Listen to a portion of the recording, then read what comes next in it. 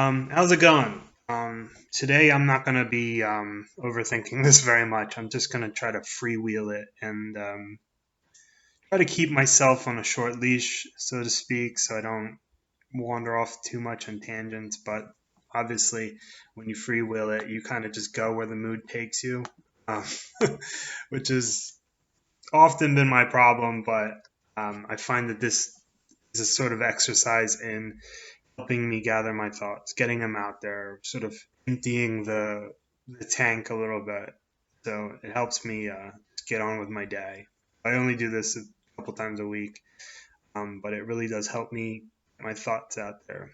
I think when you get your thoughts out, you kind of put them out in the world. You rather than just being contained in your head, you give birth to them. They have life even if nobody watches this video. It's like they exist rather than just sort of are purely conceptual. Um, so while I'm on the job hunt, it's going okay. I mean, I've had phone calls, interviews. I think that uh, the HR people kind of take holidays as a chance to go missing. And if you've ever, you've worked in an office, the build up towards a holiday, lots of extra work to be done so you can take off. I'm talking about Easter, like a week ago. Um, and then if you're gone for a week, then you have to catch up with the work and afterwards. And so I think that it's because these holidays, the Easter holiday tends to be built around schools being off either the week before or the week after. And so I think that that had something to do with it. I was kind of warned about this by one of the HR people that they might not be uh, so quick in responding to me about future interviews, like follow up interviews, which is always nice to have. At least a little peek behind the curtain, see how things are done. But I'm getting a lot more phone calls, a lot more emails, a lot more attention. Nothing's come of it yet, but it's better than just total silence. So, one of the things I've done to keep myself busy, and I've needed to keep busy because of family issues, as you have seen in previous videos, that my mom's not doing well, my dad's not doing well either. So I like to keep my head busy so that way I don't worry too much. And so I've started a little something for myself. It's a routine of learning. I've always been a big proponent of education, whether or not it's actual like formal education or with a certificate or a degree at the end of it, but always learning. I suppose that I get that from my father, but my grandfather was a bit like that on the other side. So that's something. But I find myself uh, really needing this in a sort of a way that if I don't do this, and I feel like maybe like a junkie who's kind of running dry, and I need to get my fix. So I've been doing languages. So I actually scheduled my day in the same way that you would have scheduled your school day. So in the morning, I find that I'm a little bit more with it for languages, and so I've actually started doing Latin and Greek again. Uh, and it's fun. I know that I'm going to be called a complete nerd, and I probably deserve that. It's fine. I'm sure that you have something in your life that's a bit um, makes people roll their eyes or whatever. But for me, I love it because it reminds me of when I was at school, particularly the Latin, because uh, Latin was like the one thing I was good at in high school. I won a couple of awards for like have this thing that's called a national Latin exam, and I got like perfect scores on it every year. And it doesn't really mean too much, but ultimately it's like if that's the one thing you can do right, and every other teacher tells you how much of a screw up you are, it's very validating that you can do that, that you have at least something that's going right, that you're not a complete screw up. Um, and so I basically have decided I was going to just sort of make my life until I get a job as something like a school. Um, uh, but just me. So what I do is I basically have scheduled languages in the morning. I've been doing Latin and Greek, also bring in Portuguese in there. Um, I do that on Duolingo. I have had mild success with Duolingo. It can be frustrating with the user interface, as well as some of the audio on it. It's a bit just kind of robotic or clumsy or bad recordings. I'm not really sure how it works, but sometimes you just can't understand anything, and you think, well, is it the language or is it the website? And I tend to think part of it is the website because it's choppy. So anyway, it's fun, and you can see the connection between that. I lived in France for a little bit, so I do speak French, and so I can definitely understand how the language mirrors French as well as Latin, but obviously Latin's a bit different because the word order doesn't matter as much in Latin. Um, I and it's such a I wouldn't call it ego boost, but it's such a how would you call it? It's like it really makes me feel like I'm not a complete screw up when I do this, because this is like I said, it's the one thing I can actually do is learn languages, and I haven't yet been able to turn a lot of money off of that. And I don't know that you can actually do that, but it's very sort of validating for me to do that. So I've actually called this sort of school system that I've created for myself, at least temporarily, the academy. Just just kind of uh, why not be a little bit poncy about it? But I've actually come up with a schedule. So I do the languages in the morning. Um, I will take about half an hour break. I don't know. It really depends on my mood. Maybe I'll eat lunch and then I'll do a little bit of exercise afterwards. Sometimes I go out for a run.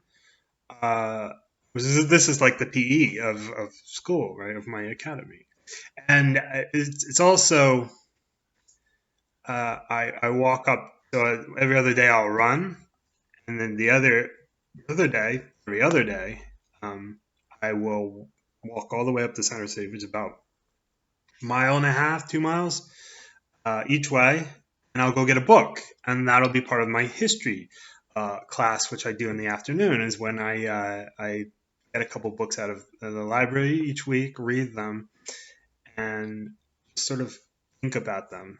So this week I have 3 books that I actually got last week, but I haven't really started attacking them until this week. Was uh, a biography on James Monroe. So he's the 5th president. So I'm continuing my presidential uh, readings, and it's really interesting because the pieces I have now started to see that the pieces are starting to come together in American history rather than just being scattered. That you do see this continuity, and since the early presidents all knew each other very well, you start seeing a lot of the personalities come out, as well as the authors. I've noticed a really big difference in the author's tone. Um, and this Monroe, I guess I can do a video on this. Is that Monroe's the author of this book? It's called James Monroe, like the last founding father, um, and he's a little bit too complimentary towards Monroe. Um, by all accounts, and Monroe was actually probably the most well-rounded of all the founding fathers. That he actually fought in the Revolutionary War, unlike almost all of them, except for um, only 3 that I could actually mention that are sort of in that vein. Was George Washington, Alexander Hamilton, and James Monroe. The other founding fathers, like, well, Benjamin Franklin was far too old. Thomas Jefferson was governor, and then he went off to France during the Revolution, and then John Adams was off in France. James Madison was governor of Virginia, and then he was, so a lot of them weren't very military oriented people. They were very school oriented people, or very, lawyerly. And so James Monroe seemed to have all the qualities that you'd want. He was a military guy. He actually, almost, I'm getting through it. I actually plowed through a lot of it this morning. That James Monroe was actually took over the army during the War of 1812 because the head general basically disappeared or just didn't bother to do anything. So he's like, well, screw this. I'm also Secretary of State. I guess I'll be the general. And he started, I, you should read it. It's interesting. Um, then, I will try to do my computer language. I'm learning Python, which can be interesting, but it can also be learning computer languages. It either works or it doesn't work. Well, human languages like Latin, Greek, Portuguese, French, whatever, you can fudge it a little, but if your code doesn't work, everything gets broken and you just want to scream. It's very frustrating. It's all or nothing with these things. And I don't know if I'm really cut out to it, but I think it is a resume builder. And so the thing is, like, with this whole, reading, learning, and I'm doing a few subjects here just to keep myself well balanced, keep myself entertained, keep myself busy is, I think, the most important thing, because I actually I thrive on routine. And I'm trying to get the balance right between very strict routine and giving myself a little bit of slack in the schedule in case something comes up, like if I have to do an interview, or give myself breaks so I'm not just poring over a book for hours on end. I like to break it up in the same way that your school would be, maybe an hour for each subject. Give yourself a break in between every 2 hours. I'm sure that there are methods out there that kind of work. But a lot of it works based on how you work, and so I'm trying to tailor it towards how I work. Um, and so it just kind of brings me back to thinking about school, that if you had to relive your school days, how would you have done? And I think that perhaps I would have done better in the past, not just in my own past, but like 100, 150 years ago, when there was more discipline within the school, where teachers weren't trying to be your friend, or it's a very weird relationship. At least when I was at school in the 80s and 90s, where teachers would try to be friendly with you, but they would also be your disciplinarians. And I think you can't really do both of those and still be, anything other than a lunatic. You can't be a friend who disciplines your friend. Friends are on even terms, and a teacher is not on an even term with the student. And so maybe I would have done better in the past when things were much more disciplined. And I might have actually looked. I think I love the idea of like the schoolmaster back in the 1800s, 1700s, or at least the impression that I get of them, because I could be completely wrong. They might have been torturous for some students who just didn't fit the mold of the student. But the thing is, the discipline was there to mold you. Right? It wasn't basically. It was there to break you down and then rebuild you in a certain way. And I guess that kind of ruins people who are very artistic. I'm not a very artistic person. I consider myself creative, but not in a sort of completely free way. I like to be creative within certain, constraints. And I could be wrong about this. That you have, even like in music, you have people who would start talking about their school days. So like Pink Floyd, with Another Brick in the Wall, or the Smiths wrote a song called Headmaster Ritual, where like belligerent ghouls run Manchester schools. Yeah, I don't doubt that some kids got beaten. But some people might have been attracted to that kind of mentality of, hey, I get to discipline kids. I get to take out my frustration on them, which ain't good. Um, and I find that, like, at least in my day, that school was usually taught by people who just can't really get through to their students. They get the subject. They can get through to students who are very much like them, who are very just into the subject. If you're into Shakespeare, some English teachers are going to be perfect for you. But if you don't directly latch onto it, it's going to be a nightmare for you for a lot of students in certain English classes. Um, and I think the ultimate problem that I had with school is that, and this is true today. If I don't see the point in something, I won't be interested in it. And that's not to say I think the thing is bad or useless or shouldn't exist. It's I just won't find any interest in it. My wife was watching something while I was watching the baseball, and it was I can't even remember. It was some kind of trashy reality TV show, but she would scoff and just think how horrible these people are. I was like, well, why are you watching it?